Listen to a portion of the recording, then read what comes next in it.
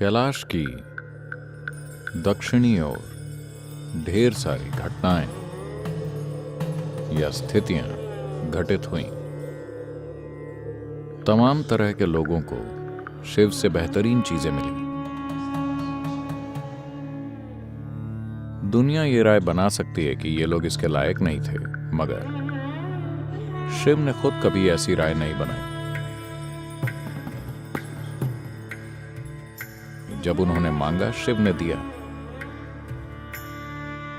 आप सब भस्मासुर के बारे में जानते हैं? वो एक योगी था जिसने आकर शिव से मांगा कि उसे ऐसी शक्ति चाहिए कि वो जिसे भी छुए वो भस्म हो जाए। शिव ने कहा तथास्तु।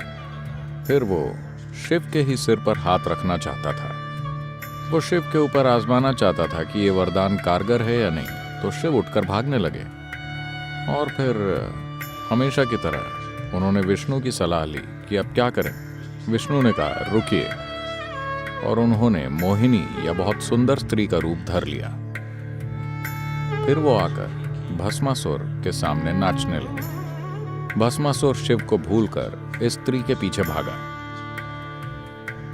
वो बोली तुम्हें मेरी तरह नाचना होगा, फिर मैं तुम्हारी हो जाऊंगी।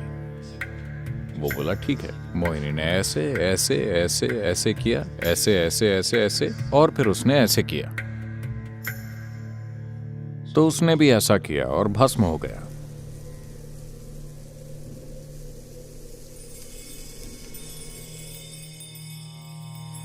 शिव को हमेशा बहुत शक्तिशाली देव के रूप में देखा जाता है। साथ ही उन्हें दुनियादारी में ज्यादा चतुर नहीं माना जाता है।